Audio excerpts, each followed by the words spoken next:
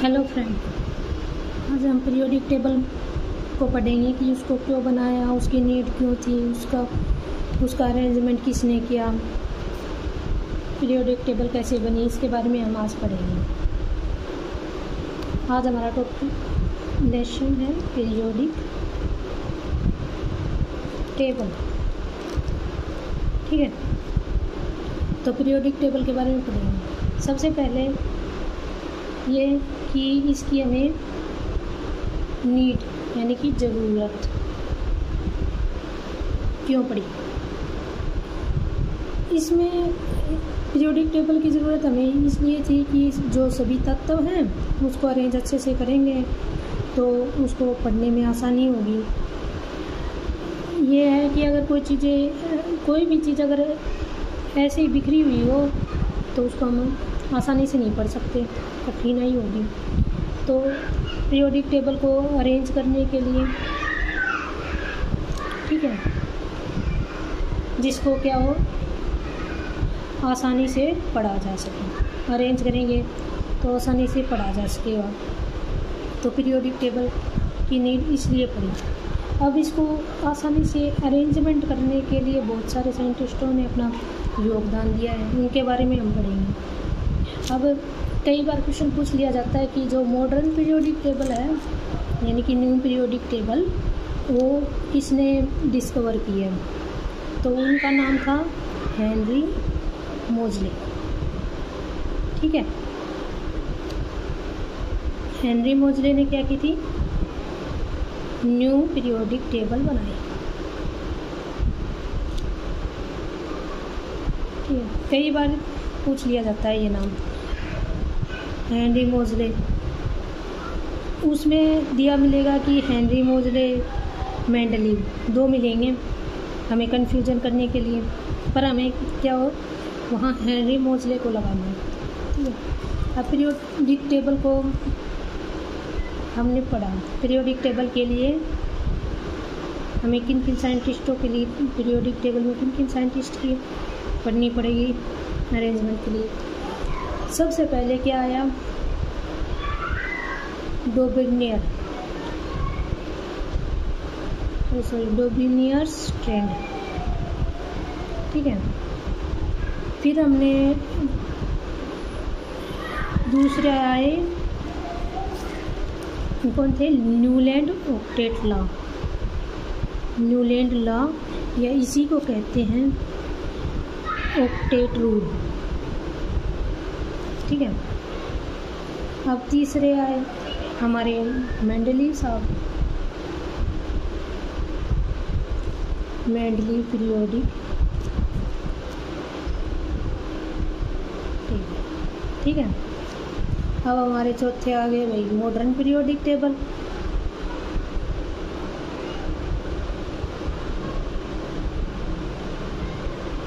अब modern periodic table तो पता ही है किसके द्वारा की गई है। अब इन सब को हम धीरे धीरे पढ़ेंगे। सबसे पहले डोबिनियर पढ़ेंगे, फिर न्यूलैंड पढ़ेंगे, फिर मेंडलीव, फिर मॉडर्न पीरियोडिक टेबल के बारे में पढ़ेंगे। सबसे पहले हम पढ़ते हैं साइंटिस्ट डोबिनियर। ठीक है, इसने बताया कि जो एटॉमिक वेट है हमारा एलिमेंट का यानी कि तत्व का, उनको ऐड करेंगे तो तीसरा मिल जाएगा हमें। इन्होंने क्या नोटिस किया? Notice that the atomic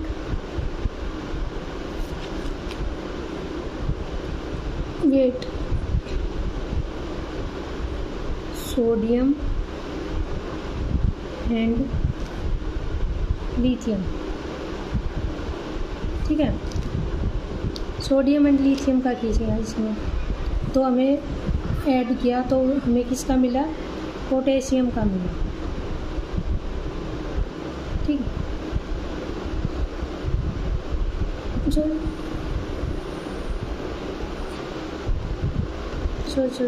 potassium का नहीं मिला हमें।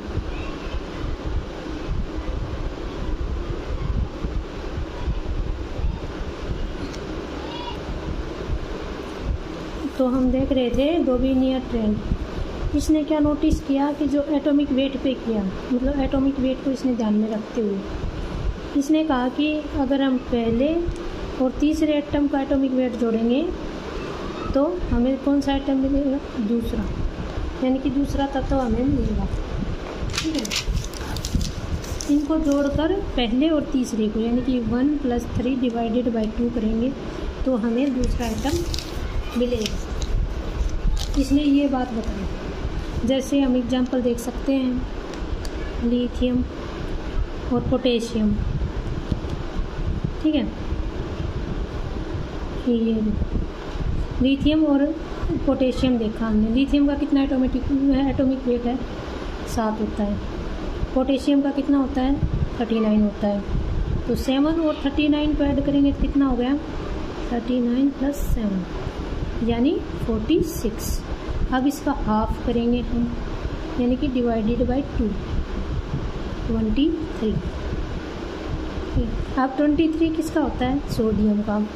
तो इसके बीच का एटम क्या है, ठीक है, इसने इसी के बारे में बताया। अब हम और भी देख सकते हैं। इसने अब जैसे इसने दूसरा एग्जांपल बताया, calcium, chromium, uranium, 137 atomic weight, इसका 40। अब इन दोनों को जोड़ेंगे, 137 + 40 कितना हो गया,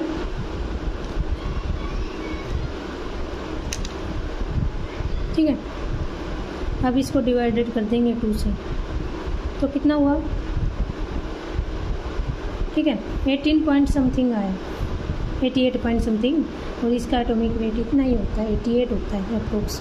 तो इसने बताया कि अगर हम पहले और तीसरे को जोड़ेंगे और उसका हाफ कर दें एटॉमिक वेट, इसने एटॉमिक वेट के ऊपर ज़्यादा फोकस किया था। अब इसके बाद आता है Newland law of octet. Newland law of octet. Newland law of octet में क्या बताया कि इसमें बताया जो पहला और 8वां जो तत्व होंगे यानी कि एलिमेंट होंगे, उनकी properties, chemical property, physical property सब सेम होगी। इसने ये बताया था। इसने क्या बताया, when element are arranged in the increasing order of the atomic mass, ठीक है, किसके ऊपर बताया इसने, atomic mass.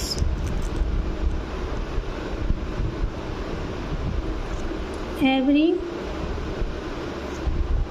8 element have similar property।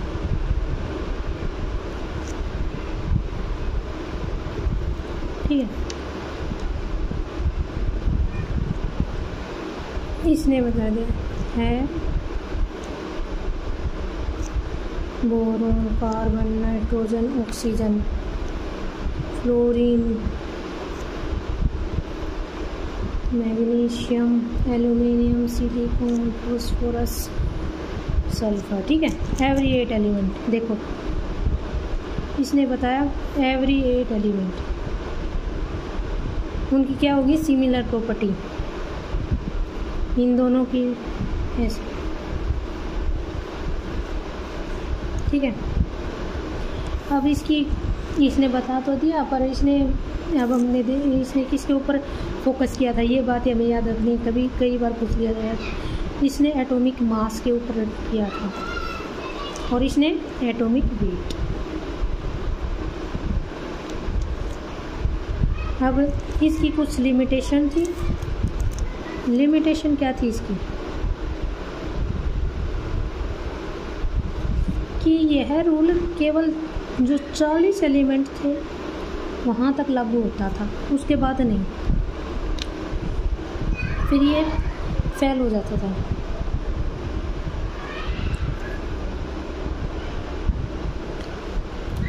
अब इसमें पहली तो 40 एलिमेंट वाली थी, दूसरी कही कि इसने जो ग्रुप लाइक एलिमेंट थे एंड वो सेम स्लॉट में ही थे।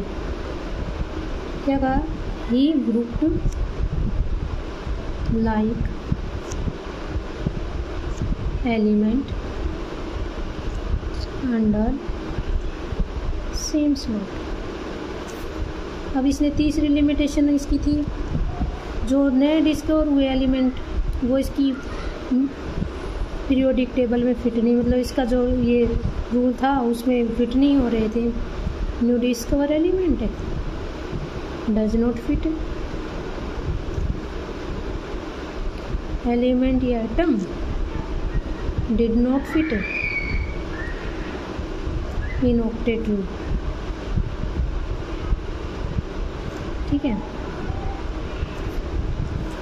अब ये तो फेल हो गई। अब इसके बाद आए हमारे मेंडलीव। तीसरा कौन सा था? मेंडलीव। लो, अब इन्होंने क्या बताया कि 8 तो होते हैं वर्टिकल कॉलम। ठीक है, उनको हम कहेंगे ग्रुप, और उनको डिवाइड कर दिया, जो हर ग्रुप था, यानी कि each group divided 1 to 7 part. ठीक है, और इनके भी सब पार्ट थे। कौन से सब पार्ट? ए और बी, यानी कि इसमें ए में 7 थे और बी में भी 7 पार्ट थे। इसने ये बताया था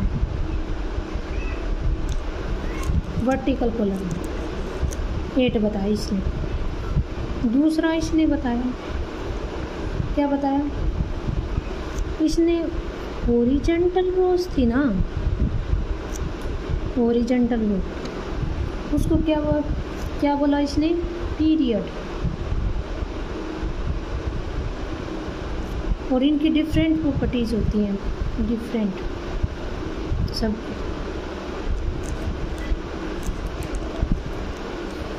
अब इसने ये सब बताया और कुछ एक्स्ट्रा बातें बताई कि इन्होंने अपनी पीरियोडिक टेबल में कुछ स्पेस खाली छोड़ दिया था बना के ऐसे, और उनका नाम पहले से ही बता दिया कि जो न्यू डिस्कवर एलिमेंट होंगे उनका नाम ऐसे होगा। तो इनका पूछा जाने वाला सबसे पहला न्यू डिस्कवर एलिमेंट हुआ था इनके पीरियोडिक टेबल के बाद इका एल्यूमिनियम। इसने कहा एक इका एल्यूमिनियम नाम का, इसने अपनी पीरियोडिक 1-3 ए में उसकी जगह छोड़ी और कहा कि इस नाम का आने वाले समय में कुछ डिस्कवर होगा एटम, और वो ऐसा ही हुआ।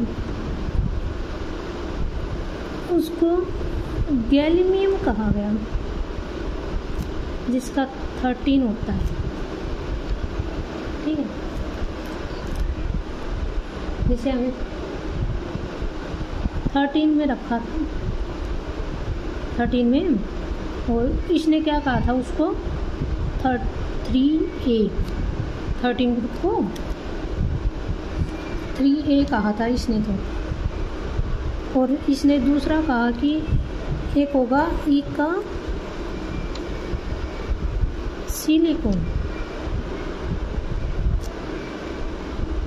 1,4A में रखा। फिर कोई जर्मेनियम नाम का हुआ, उसको हमने 14 में रखा। और इस एक और जो स्पेस छोड़ा था उसका नाम था इका बोरोन, ये भी 3rd B में स्पेस छोड़ा था इसने। ठीक है, और ये डिस्कवर हुआ था स्कैंडियम, ये 3A में है अपने ग्रुप में। तो ये 3 बातें हमें याद रखनी है। इक्का एल्युमिनियम कैडमियम, इक्का सिलिकॉन जर्मेनियम, इक्का बोरोन को क्या कहा, स्कैंडियम। कौन कौन से थे देखो, इसने क्या कहा, 3rd A तो 13 में, 4th A 14 में, 3rd B 3 में, ठीक है। इन्होंने ये तीनों बताई और ये न्यू डिस्कवर हुआ है। इन्होंने इनका नाम पहले ही पीरियोडिक टेबल में बता दिया था कि ऐसे ऐसे होगा और ये होंगे सब।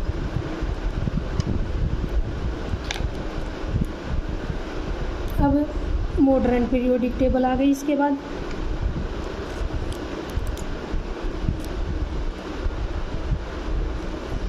ठीक है, अब हमने आज पढ़ा किस किस के बारे में पीरियोडिक टेबल में।